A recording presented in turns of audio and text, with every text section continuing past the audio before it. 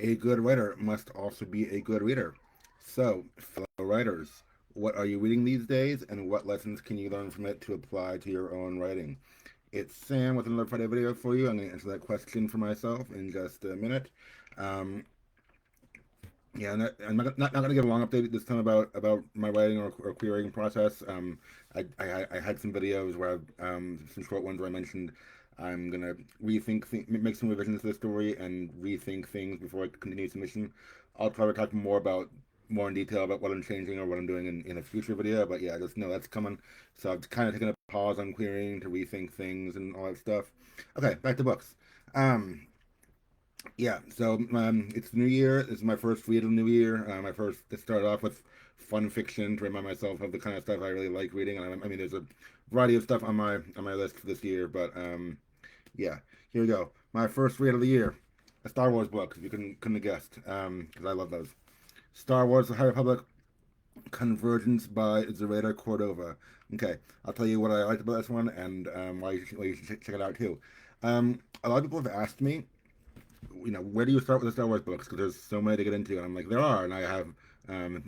If you ask me that question, be prepared for a long answer because I can answer it. But anyway, this is a place you can start. I mean, it's not necessarily the main place to start, but so the High Republic is set 200 years before the story, before like the movies and stuff. So it's so in the old canon they had the Old Republic, which was like thousands of years, and there was those popular Knights of the Old Republic games. Um, I don't think those are considered canon anymore in Disney's new canon, but this version, the High Republic now is canon, and it's not thousands of years, but it's like 200 years before the movies. So the Jedi Order is still in a time of relative peace, High Republic in the galaxy. Um, so basically, it's all different characters. If you love the Star Wars universe and you're interested in that galaxy, but you're tired of Skywalker family drama, this can be a good place to start. Um, even for someone who's read the books, who's read several of the books, this is like new characters for me. I think this is the first time these particular characters have been in the book. So there was a High Republic trilogy of adult novels before this, and there's some adult novels too that I haven't read. Um, and following the adult novels, there was a trilogy before this, and then in true Star Wars fashion, this one I think takes place before that was released after, but takes place I think before that trilogy, and I don't know yet how it's gonna mend together. And there's a sequel to this one called Cataclysm. I have not read it yet. I'm going to. I obviously have a copy. It's on my list for this year. So it's like these two books that go together, Convergence and Cataclysm, and they're part of the High Republic. But so far, like I didn't need to know anything else to understand this one, other than just knowing what the Star Wars universe is like. Who are the Jedi? What are lightsabers? Yeah, all that stuff, obviously. But as far as characters or backstory, you don't need any of that to read this book. So, a Star Wars adventure, a fun space adventure. If you're the kind of person who likes that and is looking for that, for a fun space adventure, with no backstory, no strings attached, just hey, I want a fun, I don't want to say mindless, but lighthearted, fun, entertaining read. Commercial fiction, obviously. That's I'm going to recommend Convergence. I mean, there are other good ones too. Ask me about it later, and you can probably get more than you bargained for. But this one was good. I'll tell you what I liked about it. So this story is like there's these two warring worlds. They call it, and of course these are fantasy names, so I hope I'm saying them right. The way the author wanted me to say them. Um, Iram and Irono. Oh, and I should say the author's name. Well, if I'm saying it right, also it's Zoraida Córdova. I hope I'm saying that right. Anyway, yeah. So these two warring worlds are like neighboring worlds, but they've been at war for generations and such. And the Jedi have been called in to intervene, or at least to aid one of the worlds. I mean, not to take a side, but to provide humanitarian relief. And of course, it turns out they got to get more involved in that.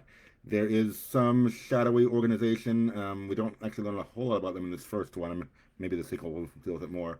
But there's some shadowy organization who is invested in keeping the planets at war, and they're like framing each other and framing people for things and trying to make sure that they stay at war and these planets don't like each other. And there are some romance elements. I believe I believe this author wrote. I think she's known as. I think she's primarily a romance writer. It says she writes romance novels as Zoe Castile. So if you see Zoe Castile anywhere, same place. I've noticed this person's name in the bookstore, and I mean personally, I don't read a lot of romance novels unless they involve superheroes or force users. That's me personally. I saw this person's name in the bookstore one time, and I was like, "Oh, hey!" And I know who that is because she wrote a Star Wars book. So she has written other stuff. I've seen her name out there. Zoraida Cordova or Zoe Castile is best known for romance novels, or whatever. But this is a romance in space with fighting. So I mean, I know. Okay, I'm gonna play off an unfair stereotype, but there was once the thought that Star Wars is for boys. It's not a thing girls can enjoy because it's action and fighting, not romance. Obviously, there's a lot wrong with that statement, but if that ever was true, even a little bit, it's not true anymore. Um, this is a book that I think I mean people who are readers of romance, which I find are often women and girls. Um, but if you also like action and such, this should mend the two, I think. So I'll tell you about the romantic bits. There's a couple of main characters. There's a prince of one world and a princess of the other world, and they end up they get engaged initially for political reasons, like because that's a way to bridge the gap between the worlds and try to ensure safety. So they get engaged when they don't even know each other very well yet, but they do end up falling in love. So that's pretty cool. And of course, they're doing actiony things too, like trying to unite their home worlds and fight off the different factions that want to stay at war and stuff like that.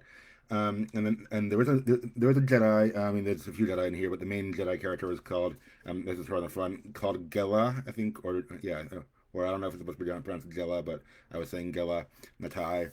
And there's this other character called Axel Greylark, and he's like he's like a scoundrel, like kind of a Han Solo roguish character, but maybe worse. Like he doesn't. I mean, at least initially, at least on the exterior, seems like he doesn't care about anything. Cynical, living for gambling and pleasure and all that stuff.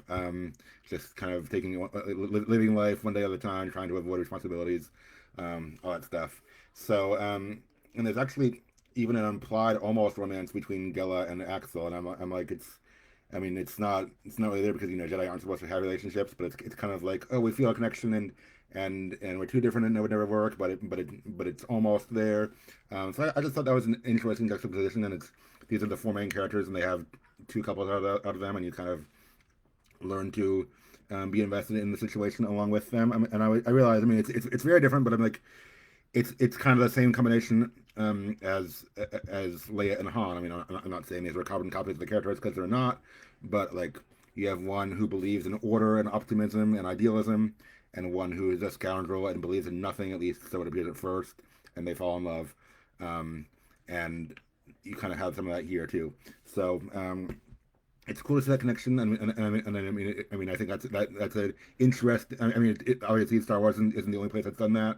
That makes a good love story in any genre you're in, but it's a good connection that brings things together. So, yeah, it's a really fun story. I mean, if you like Star Wars or if you like romance, I think, or both, I think this is a good pick for you.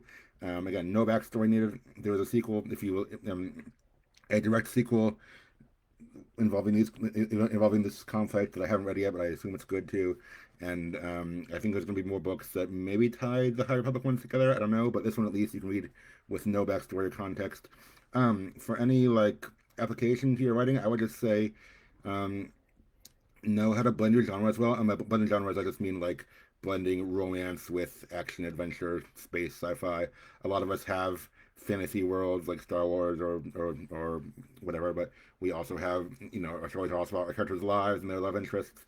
I would say this is one good example. There are many good examples out there, but this book is one good example of doing those things well and keeping them both in balance together and making the story kind of um, involve and even center on the romance, but still have enough action and thrills if romance isn't your jam. So yeah, it's a good balance of both. That's all for now. Thanks for listening. Keep writing and reading and all that stuff. And may the force be with you. Have a great weekend. Bye.